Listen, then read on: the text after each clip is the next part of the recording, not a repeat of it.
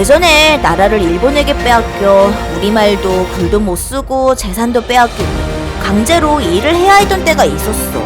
그 시대를 일제강점기라고 하는데 그때 일본에 맞서 우리나라 사람들이 어떻게 나라를 되찾기 위해 노력했는지 알아보자.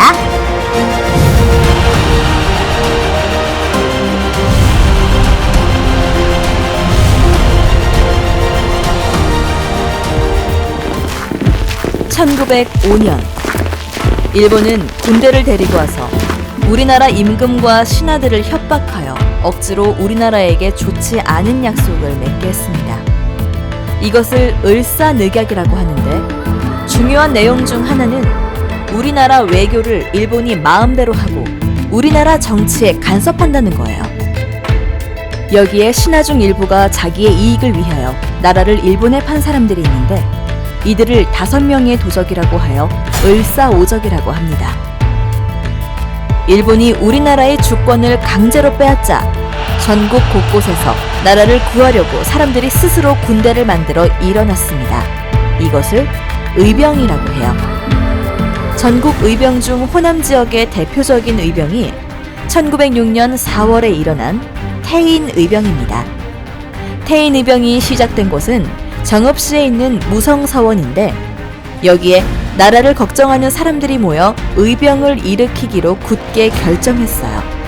이때 의병을 이끌었던 사람이 최익현입니다. 최익현은 예전에 벼슬을 했던 사람으로 당시 나이가 76세의 노인이었는데도 나라를 위하는 마음에 의병장이 되었죠. 최익현 의병은 정읍과 순창, 곡성으로 공격해 들어가 항복을 받았고 일본 경찰을 상대로 전투에서 이겼어요. 그리고 전라도를 돌며 일본을 몰아내자는 의지를 불어넣고 군사를 모아 순창에 머물렀어요. 일본은 임금에게 의병을 탄압하라고 괴롭혔어요. 의병이 우리 일본 제국을 괴롭히는 것은 폐하의 책임이니 빨리 군대를 보내서 의병을 눌러버리시오. 할 수 없이 임금은 의병을 해산시키려고 우리나라 군대를 보냈죠. 최익현은 처음에는 이들이 일본군인 줄 알고 즉시 전투 준비를 했다가 일본군이 아니라 임금이 보낸 군대인 것을 알고는 같은 민족끼리 서로 싸우는 것을 피하기 위해 군대에 글을 보냈죠. 우리 의병은 외적을 이 땅에서 몰아내고자 하는 목적으로 싸울 뿐 우리끼리 싸우는 것은 원하지 않는다. 너희도 다 같은 우리나라 사람이니 우리에게 겨눈 총구를 외적에게 돌려 우리와 함께 외적을 쳐서 없애버리자. 하지만 임금이 보낸 군사가 쳐들어오자 의병은 맞서 싸웠어요. 전투에서 진 최익현과 임병찬, 고석진, 김기술, 문달환, 임현주, 유종규, 조우식, 조영선, 최재학, 나기덕, 이용길, 유해용 등 13인의 의병들은 그대로 체포되었고 최익현은 일본으로 끌려갔습니다. 일본이 우리나라를 빼앗으려고 하자 우리 백성들은 이렇게 계속해서 의병을 일으켜 맞서 싸웠어. 그런데 어떻게 되었을까? 의병이 나라를 지키기 위해서 싸웠지만 1910년 일본에 의해 나라를 강제로 빼앗겼어요. 그래도 일본에게 나라를 빼앗긴 우리나라 국민들은 끊임없이 독립을 위해 싸웠죠. 1919년 3월 1일 고종 황제의 장례식이 있던 날 서울에서 사람들이 모여 독립선언을 하고 만세를 불렀습니다. 서울에서 시작된 독립을 위한 만세운동은 전국으로 퍼져나갔답니다. 전북 특별자치도 곳곳에서도 독립을 요구하는 만세운동이 일어났죠. 한강 이남에서 최초로 만세운동이 일어난 전북에서는 특히 학생들이 주도적으로 참여하여 3월 5일 군산 영명학교를 시작으로 임실은 오수보통학교에서 모든 종교인, 교육자, 학생, 민중이 함께하여 만세운동을 했답니다. 이어 전주는 남부시장에서, 정읍에서는 태일장날 성환상과 중림산에서, 장수는 산서면 동화리, 순창은 순창읍 뒷산, 고창은 고창읍성에서 만세운동이 벌어지는 등 전라북도 전체로 퍼져갔죠. 진안은 진안시장, 부하는 줄포장터, 무주는 무주시장에서, 남원은 동해골 식목행사에서, 익산은 익산장터, 김제는 만경장터 등 사람들이 많이 모이는 장날 장터와 행사장에서 만세운동이 2달 가까이 이어졌습니다. 일제는 총칼로 위협하여 만세운동을 하는 사람들을 잡아 가두고 마을을 불태웠습니다. 하지만 독립을 위한 우리나라 사람들의 마음을 꺾지는 못했어요. 3.1운동 이후에 중국에 대한민국의 임시정부를 세우는 등 독립운동을 지속할 수 있는 발판을 마련하였답니다. 일본은 우리나라를 차지한 후 곡식도 빼앗아갔대. 전북특별자치도는 넓은 논을 가지고 있어서 농민이 쌀을 많이 생산하니까 빼앗아갈 곡식이 더 많았던 거지. 쌀을 빼앗긴 농민은 어떻게 했을까?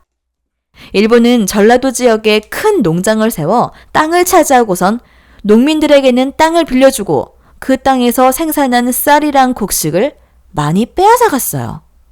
이제부터 내 땅에서 농사지은 쌀의 75%를 땅 사용료로 가져와라. 이런 말도 안 돼요. 우리는 뭘 먹고 살라고? 이대로는 못 살겠어. 땅 사용료를 낮춰주지 않으면 가만히 있지 않겠어. 뭐라고? 이놈들이 내 말을 거역해? 본때를 보여주겠다. 이놈을 끌고 가시오! 감히 일본에게 덤벼? 혼 좀 나봐! 일본 경찰은 농민을 끌고 가 가뒀죠. 농민들은 경찰서로 몰려가 가둔 사람을 석방하고 땅 사용료를 낮추라고 요구했습니다. 이것을 옥구 농민 항쟁이라고 해요. 일본 경찰은 옥구 농민 항쟁을 한 농민 34명을 체포하여 감옥에 보냈답니다. 그러나 일본의 탄압에도 포기하지 않고 우리 국민은 전국적으로 계속해서 일본에 맞서 싸워 나갔답니다. 나라의 독립을 위해서 싸우신 분들도 많았어. 그중에는 전북특별자치도 출신인 분도 있지. 어떤 분인지 알아보자. 우리나라의 독립을 위해서 싸운 분들을 독립운동가라고 해요. 특히 독립을 위해 자신을 돌보지 않고 목숨을 바쳐 싸운 의로운 사람들이 있어요. 그분들을 의사라고 하죠.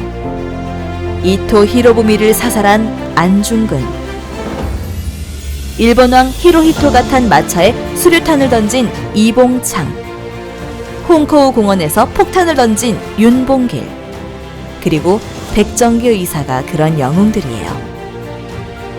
백정기 의사는 전북특별자치도 부안군 부안읍 신운리에서 태어나고 어렸을 적은 정읍시 영원면 은설리에서 살았어요. 1919년 서울에서 3.1운동을 보고 고향으로 와서 만세운동을 이끌었죠. 이후 중국과 국내를 오고 가며 독립운동을 했어요. 그는 동지들과 함께 흑색 공포단이라는 단체를 만들어서 친일파를 벌주는 등의 활동을 했죠. 1933년 백정기 의사와 동지들은 6.3정 의거를 계획했어요. 동지들, 상하이에서 연회가 열리는데 일본 주중대사 아리오시 등 거물이 참석한다는 소식을 들었어. 우리가 연회장을 공격하여 적을 처단합시다. 그러나 계획이 발각되어 체포되었습니다. 백정기 의사는 일본의 감옥에 갇혀서 순국했어요. 백정기 의사는 감옥에서 독립을 바라는 마지막 말을 남겼습니다. 내가 죽어도 사상은 죽지 않을 것이며 열매를 맺는 날이 올 것이다. 일본은 힘으로 나라를 빼앗아갔지만 우리나라 사람들은 탄압에 굴하지 않고 계속 나라를 되찾기 위한 싸움, 독립을 위해 싸움을 한 결과 1945년 8월 15일 드디어 해방을 맞이하게 되었답니다. 올 2025년은 우리나라가 일본의 나라를 빼앗기고 다시 독립을 한 지 80주년을 기념하는 뜻깊은 해야. 일본에 우리나라를 빼앗기고 36년 만에 되찾게 된 것은 우리 할아버지의 할아버지, 할머니의 할머니들이 계속 싸워서 이긴 덕분이야. 이렇게 지켜낸 우리나라, 우리 함께 잘 지켜나가자.